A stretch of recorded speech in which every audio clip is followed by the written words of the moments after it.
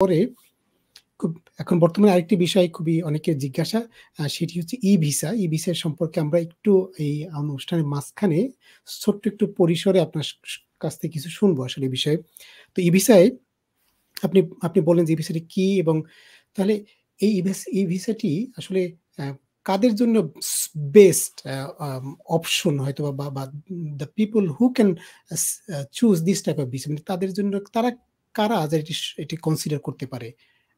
Please. অ্যাম ধন্যবাদ মনিরুজ্জামান ভাই।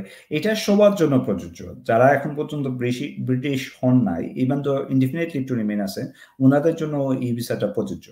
যখনই আপনি এই ধরনের নোটিফিকেশন পাবেন হোম অফিস থেকে এই ভিসার অথবা নোটিফিকেশন না পেলেও আপনাকে এই ভিসা করে নিতে হবে যদি আপনি ট্রাভেল করতে চান।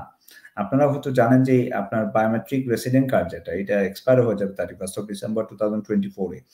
তারা আর নতুন কোনো বায়োমেট্রিক কার্ড ইস্যু করবে না। আপনাকে এই ভিসাতে আপনাকে অবশ্যই রেজিস্ট্রেশন করতে হবে এবং এটা অ্যাক্টিভেট করে রাখতে হবে যদি আপনি ট্রাভেল করতে চান এদেশ থেকে বাইরে গেলে।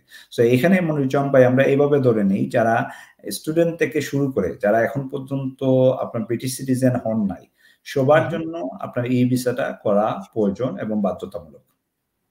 জি, অনেক ধন্যবাদ। আমরা আরেকটা জিনিস মনিরুজ্জামান ভাই, অনেকের অনেক কোয়েশ্চেন এবং অনেকে সলিসিটরের সাথে যোগাযোগ করতেছে। এটা very simple process. You don't need to go to a solicitor. আপনাদের সলিসিটরের কাছে প্রসেসটা শুনবো আলাদাভাবে তাহলে একটু সুবিধা হবে দর্শকদের জন্য। যদি সরি আমি একটু কারণ আমাদের একজন দর্শক লাইনে আছে তার প্রশ্ন নেব এবং আপনি আলাদাভাবে যদি বললে তাহলে একটু হয়তো তাদের জন্য বুঝতে সুবিধা হবে। সেজন্য আমি একটু শুনবো আপনার কাছ